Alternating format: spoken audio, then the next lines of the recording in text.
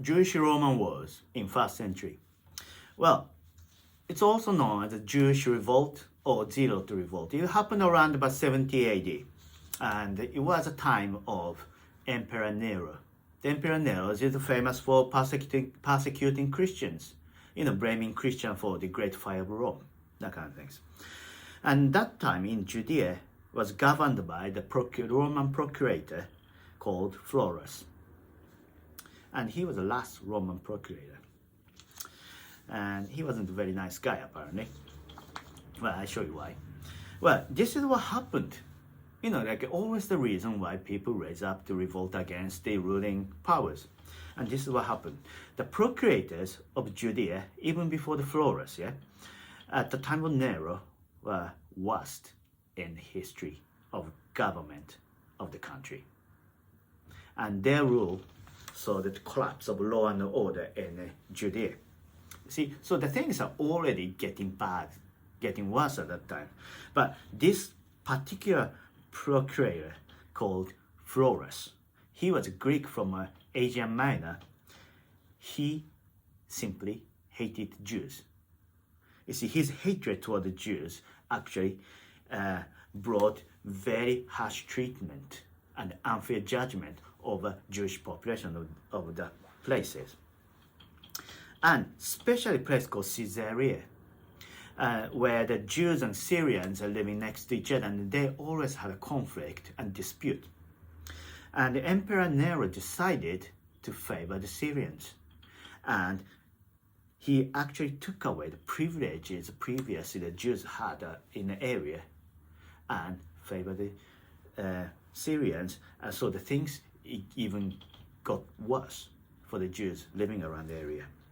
And with that, in year 66, the Florus stole vast quantity of silver and gold from the temple.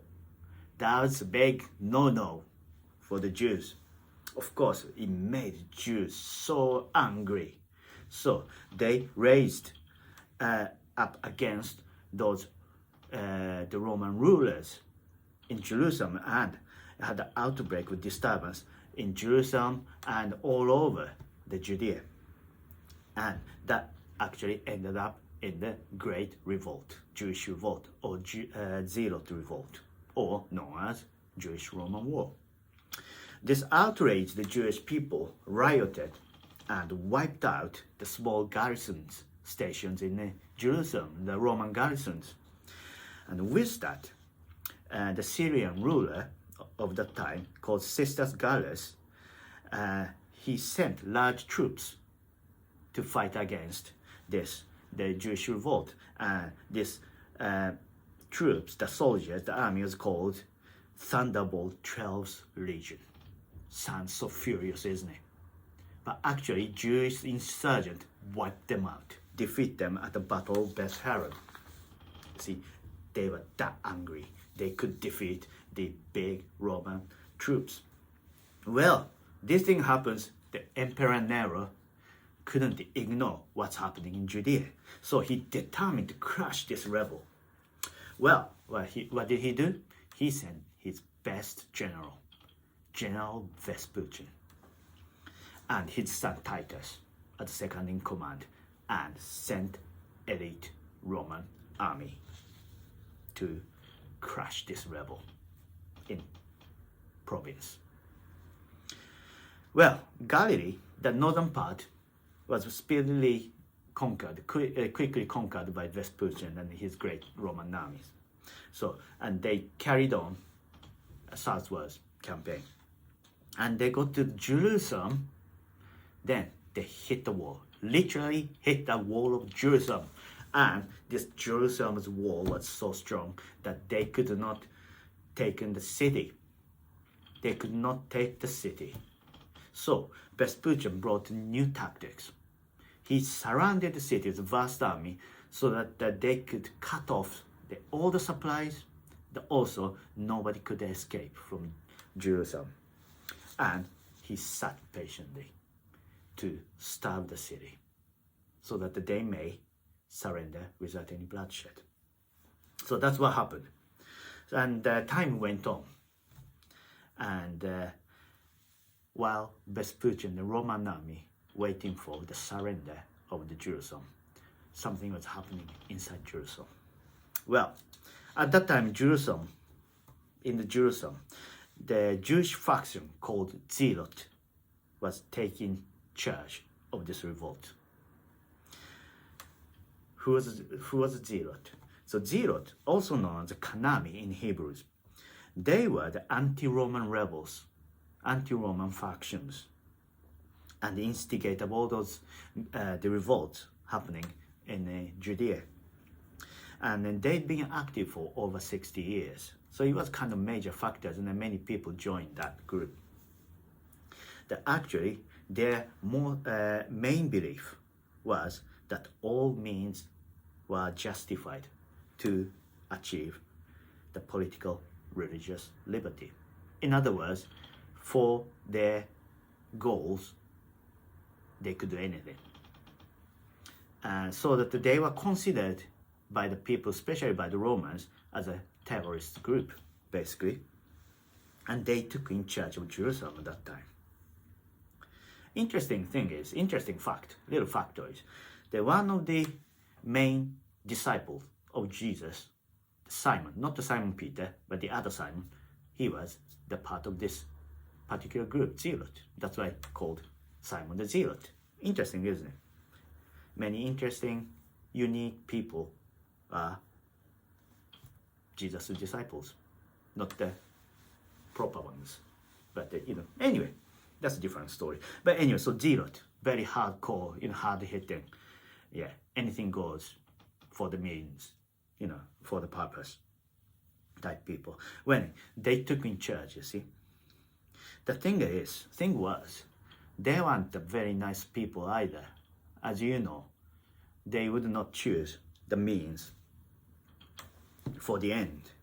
See, anything goes. So they ordered citizens, the people of Jerusalem, to stay put, do not go out of the wall. Well, of course, some, many scared people are there, or the supplies are not there, the food is not there, and the things are bad. People want to get out.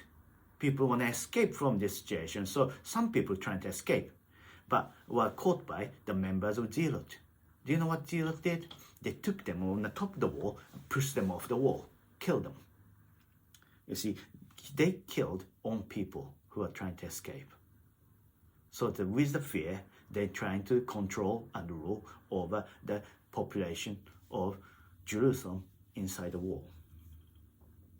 Well, in such a distressed situation, in an overpopulated, closed city, on top of the running out of the essential resources such as food, destructive conflicts and infighting arose between factions and among themselves. And this caused further distress to Jewish populations in the city. Basically, they were actually destroying themselves inside. Well, a lot of things happened eventually that Jerusalem was besieged by Vespucci's army. Actually, at that point, Vespuccian went back to Rome. Later, he became emperor, so that his son, second in command, Titus, took over the whole army of siege of Jerusalem, and eventually took over Jerusalem, and temple was destroyed. The interesting thing is that Titus desired to capture the temple unharmed. Because of its architectural values. He kept temple intact. This amazing wonders of the world, one of the wonders of the world to be kept. Imagine that you're trying to take over Disneyland. You want to keep the Cinderella's castle intact. Same things. It wasn't about religious reasons. It was architectural values. And also Titus even ordered the Roman soldiers, do not use the fire to take the city and the temple. But the thing was, the Jews led by the Zealots set fire in the city, their own city, to retaliate these incoming Roman soldiers. And with that, it resulted in the use of the fire by Roman soldiers, and the fire destroyed the temple. And this fire burned such a high temperature that all the gold used in the temples, remember about 570 tons of gold and silvers, they all melted. And some of the gold and stuff, they went into the cracks of all those building stones.